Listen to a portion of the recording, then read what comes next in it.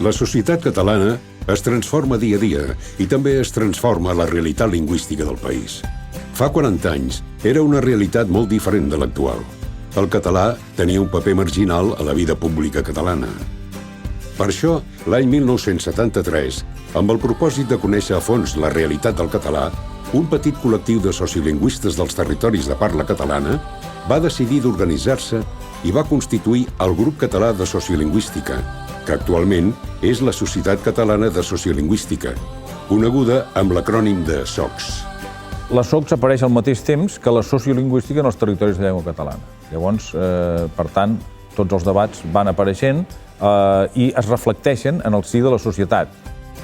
La primera trobada va tenir lloc a la Universitat Catalana d'Estiu amb la participació de sociolingüistes com Antoni Maria Badia i Margarit, Jordi Carbonell, Gerard Vassalls, Domènec Bernardó, Bernat Riu, Aina Moll, Vicent Pitarch i Francesc Vallverdú. Francesc Vallverdú, president del grup des de l'any 1991 a l'any 1999, ha il·lustrat aquesta trobada a un dels seus articles, com mostren aquestes línies. Al mes d'agost de 1973, a Prada de Conflent, a redós de la Universitat Catalana d'Estiu, un petit nombre de lingüistes i cultivadors d'altres disciplines va manifestar el propòsit de constituir el Grup Català de Sociolingüística com a fruit d'una voluntat de normalització de la llengua catalana i d'un interès pel desenvolupament de la sociolingüística a la nostra àrea. La presentació del Grup Català de Sociolingüística va tenir lloc l'any següent, el 1974, al 8è Congrés Mundial de Sociologia de Toronto. La Societat Catalana de Sociolingüística i en el seu origen el Grup Català de Sociolingüística va representar probablement el primer impuls que va rebre la sociolingüística als països de llengua catalana. Entre l'any 1975 i el 1977, els membres del grup contribuïren a impulsar la ponència de llengua del Congrés de Cultura Catalana. L'any 1980, la Generalitat de Catalunya va crear la Direcció General de Política Lingüística, liderada per Aina Moll. El Grup Català de Sociolingüística constituïa ja l'avantguarda de la sociolingüística catalana. L'any 1986, el grup va participar al segon Congrés Internacional de la Llengua Catalana. Una cosa és la lingüística, és la descripció de la llengua, les parts de l'oració, etc. Altra cosa és la sociolingüística, que és les qüestions d'ús de la llengua.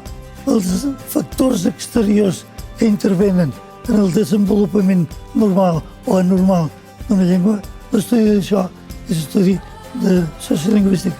Els seus treballs han influït en la base intel·lectual de les polítiques lingüístiques i de normalització de la llengua de la Generalitat de Catalunya i la resta dels territoris de parla catalana.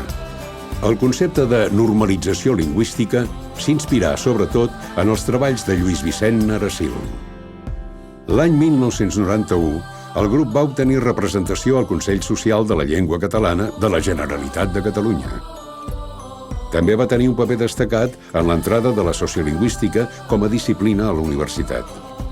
Val a dir que a partir d'aquells anys, de finals dels 70, l'inici de l'anomenat període democràtic, doncs la sociolingüística s'ha estès a moltes altres universitats amb un valor desigual. Hi ha universitats on la sociolingüística és una pura optativa perquè tinc la sospita o tinc la creença que per a molts lingüistes la sociolingüística continua sent bastant poc important, perquè no afecta el nucli de l'estructura. Jo, evidentment, no hi estic d'acord. Crec que un bon lingüista ha d'entendre l'ús social de les llengües.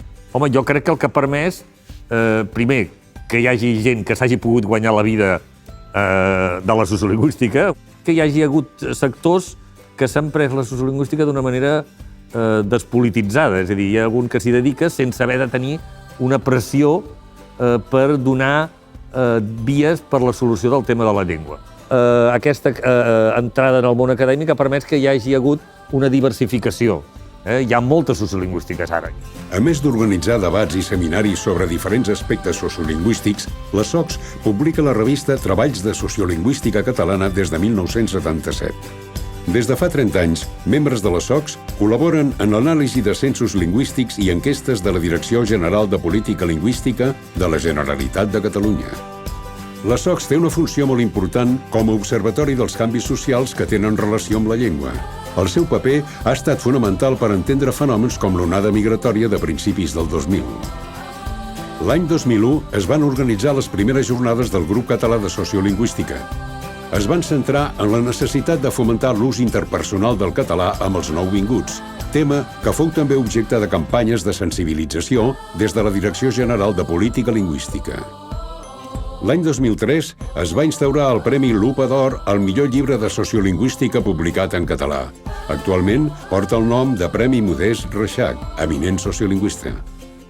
L'any 2004, el grup es convertí en l'Associació de Sociolingüistes de Llengua Catalana. L'últim gran canvi de l'associació ha estat la seva integració com a societat filial de l'Institut d'Estudis Catalans amb el nom de Societat Catalana de Sociolingüística.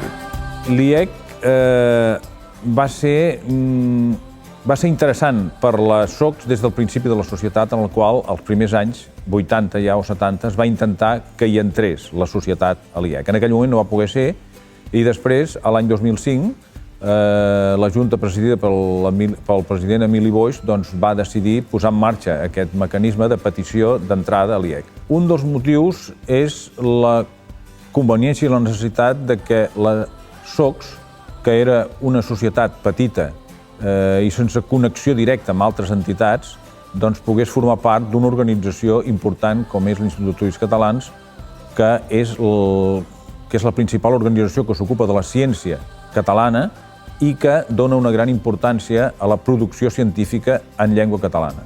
I d'altra banda, també era molt convenient per a la SOCS poder disposar d'un organisme que li donés un suport logístic i econòmic que no tenia fins llavors.